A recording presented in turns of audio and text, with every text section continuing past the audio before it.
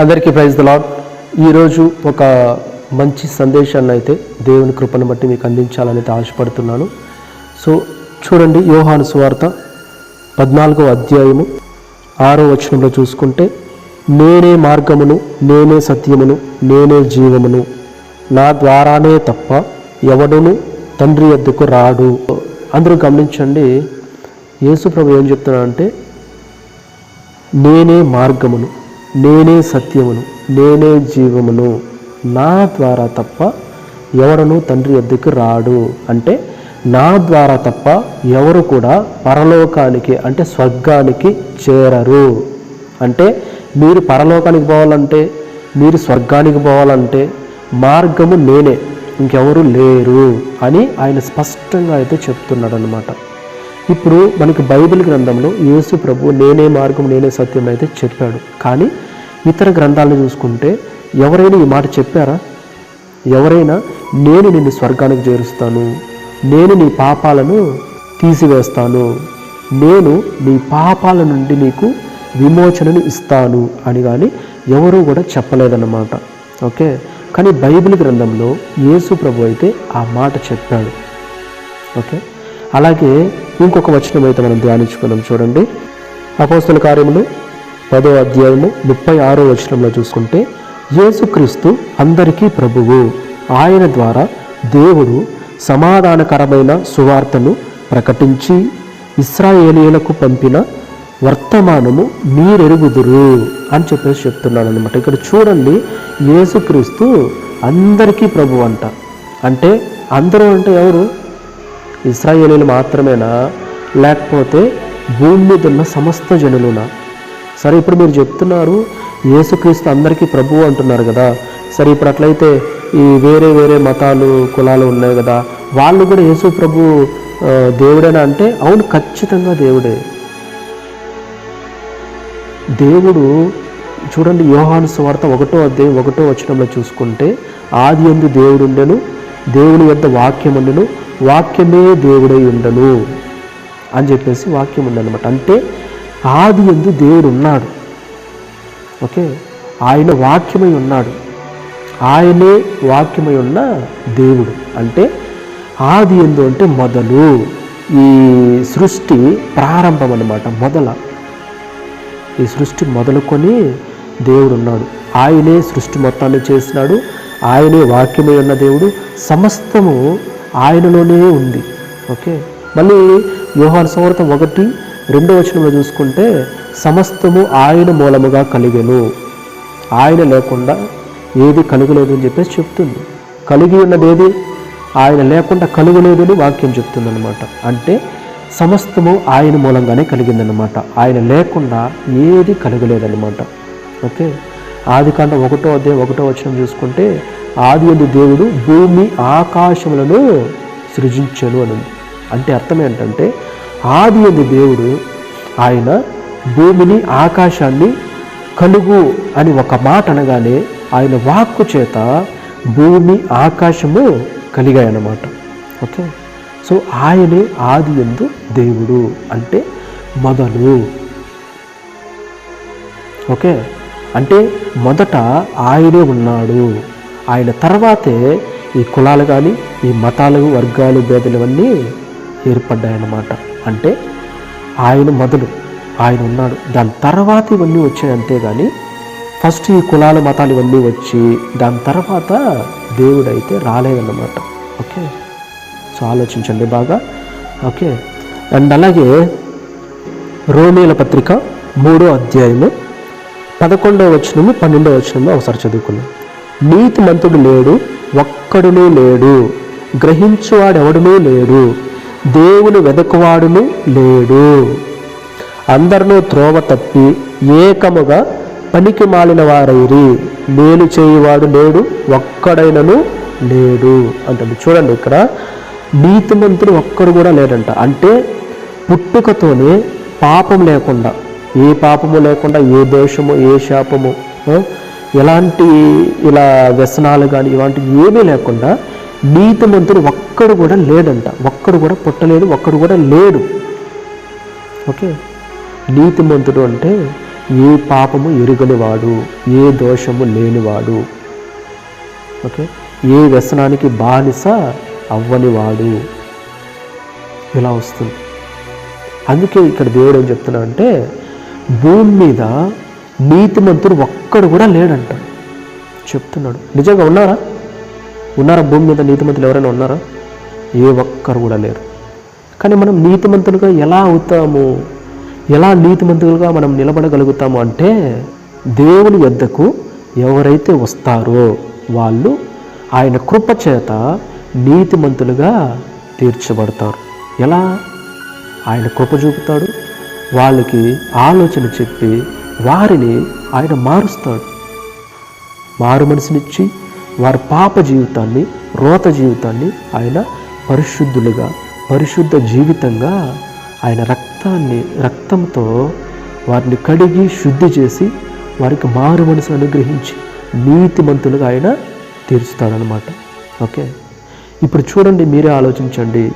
ఈ లోకంలో అంత పాపమే ఉంది.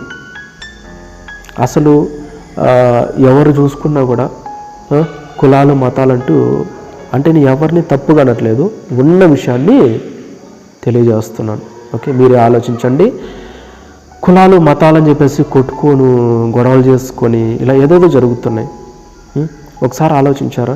ఎందుకు?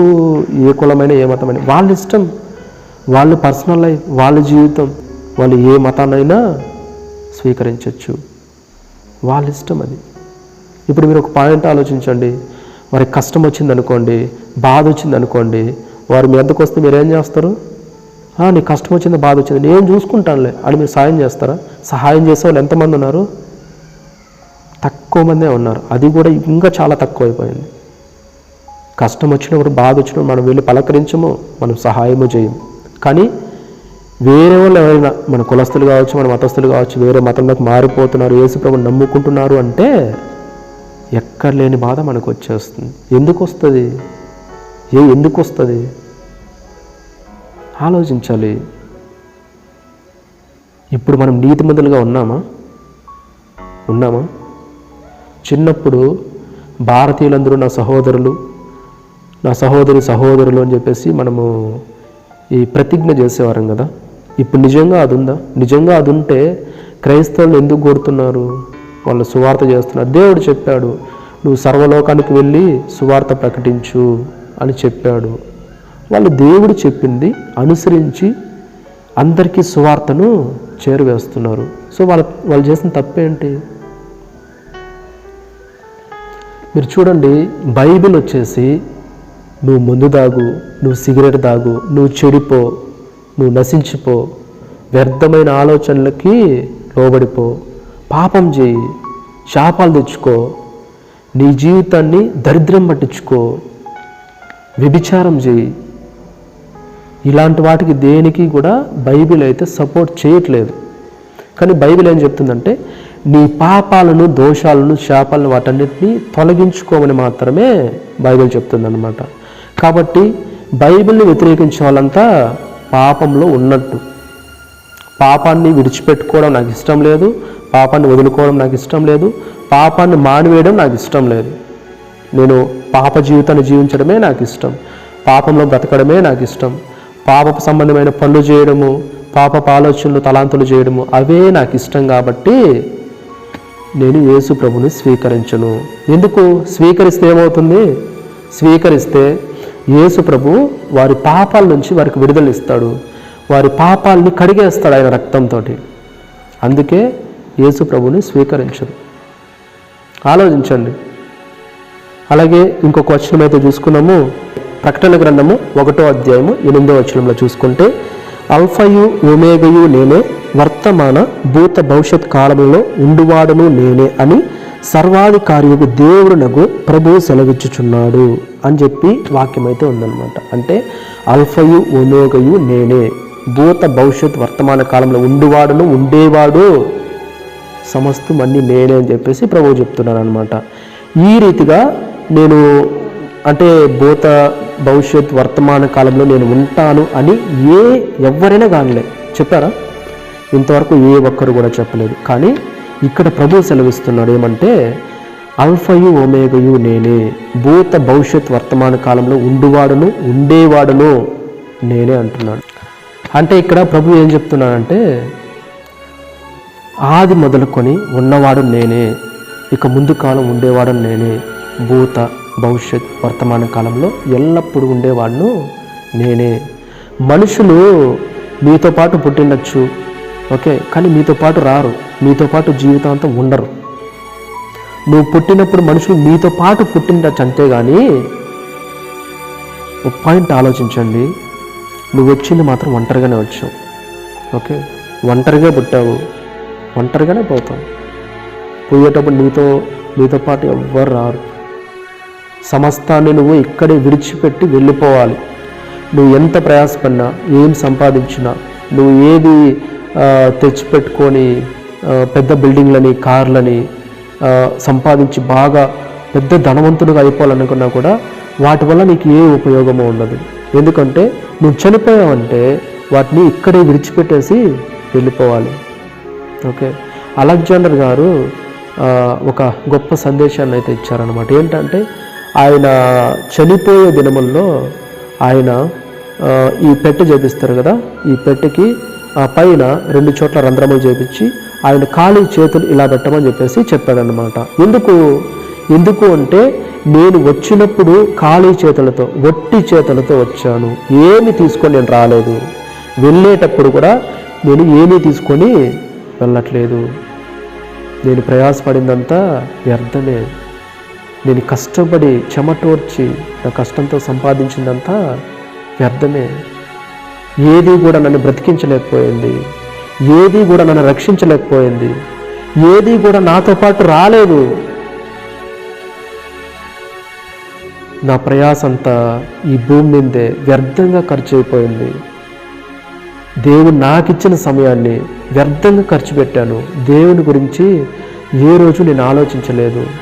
ఈ లోకంలో సుఖాలు, సంతోషాలు, నాకు కావాల్సిన కోరికలు, వీటి గురించి ఆలోచించుకున్నాను తప్ప అసలు నేనంటూ ఒకరిని భూమి మీదకి ఎందుకు వచ్చాను, నన్ను భూమి మీద వేసింది ఎవరు, భూమి మీద వేసిన దేవుడు ఎవరన్నా ఉంటే ఆయన నా పట్ల ఏ ప్రణాళిక కలిగి ఉన్నాడు, నన్ను భూమి మీదకి ఎందుకు పంపించాడు, ఇదేమీ నేను ఆ రోజు ఆలోచించలేదు.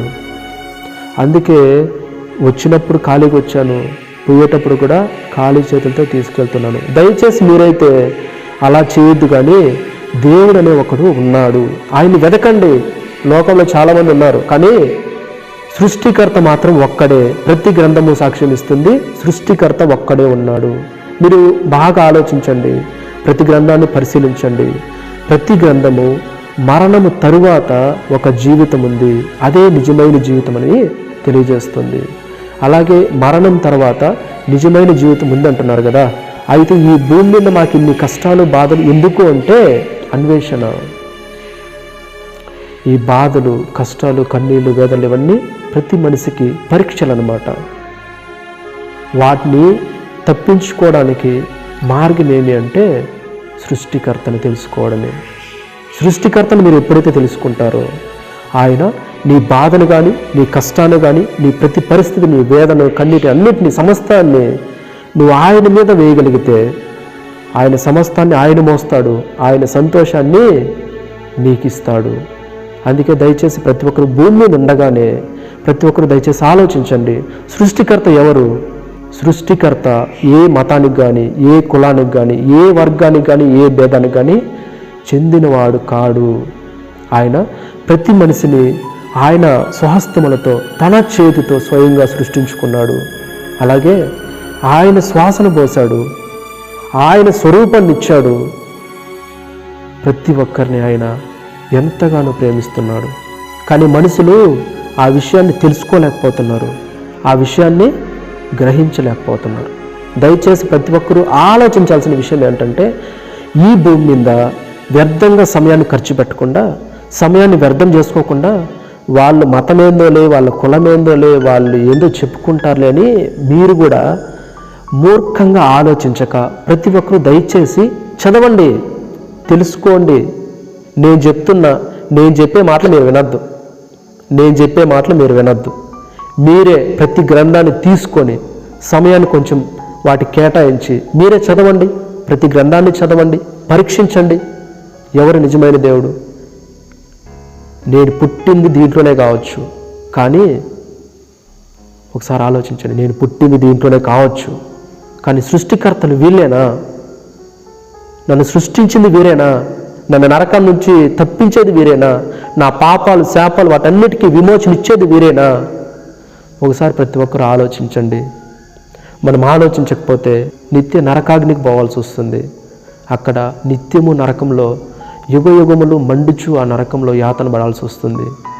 క్రైస్తవులు మరణాన్ని కూడా లెక్క చేయకుండా సువార్త ప్రకటిస్తూ, మరణం వచ్చినా నాకు పర్వాలేదు, కానీ నా సహోదరులు ఏ ఒక్కరు కూడా నశించిపోయి నరకానికి వెళ్ళడం మాకు ఇష్టం లేదని వారు హృదయపూర్వకంగా దేవుని అనుసరిస్తూ దేవుని ఆజ్ఞలు గైకుంటూ మరణానికి సైతం వారు ఎదురెళ్తున్నారు. ఎంతోమంది చేతుల వారు చనిపోతున్నారు. ఎందుకో తెలుసా? ఎవరు కూడా ఏ ఒక్కరు కూడా నశించిపోకూడదని, ఏ ఒక్కరు కూడా నరకానికి పోకూడదని దేవుని మాట వారు లక్ష్యం పెట్టారనమాట. దేవుని మాటను వారు విని ఆ రీతిగా నడుస్తున్నారు. దయచేసి ఆలోచించండి. ఏ కులాలు ఏ మతాలు కాదండి, మనకు దేవుడు ఇంపార్టెంట్, సృష్టికర్త ఇంపార్టెంట్. మనం ఆయన్ని పట్టుకుంటేనే మనము ఖచ్చితంగా పరలోకానికి అంటే స్వర్గానికి చేరుతామన్నమాట. లేకపోతే నశించిపోతాం, నరకానికి పోతాం. ప్రతి గ్రంథము సాక్ష్యం ఇస్తోంది కదా, మరణం తరువాత ఇంకొక జీవితం ఉందని. ఆ జీవితం ఏంటంటే స్వర్గము, నరకము. భూమి మీద ఉండగానే పరీక్షలను చెప్పాను కదా, భూమి మీద ఉండగానే పరీక్షలు మనకి ఇవన్నీ కష్టాలు, బాధలు, కన్నీళ్ళు, వేదనలు. అందుకే ఈ పరీక్షల్లో మనము ఖచ్చితంగా పాస్ అయ్యి సృష్టికర్తను తెలుసుకున్నామంటే రక్షింపబడతాం. అప్పుడు మన మరణం తర్వాత ఉన్న జీవితాన్ని సంతోషంగా స్వర్గంలో అనుభవించగలుగుతాం.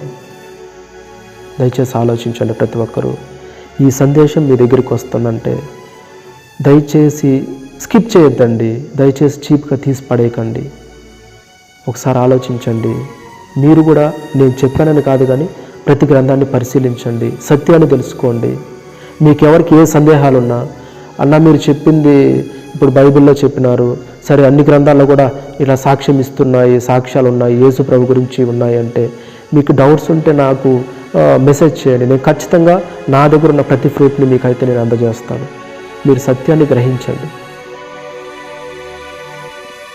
దయచేసి ఈ వీడియోని అందరికీ షేర్ చేయండి. ప్రతి ఒక్కరూ సత్యం తెలుసుకోవాలి.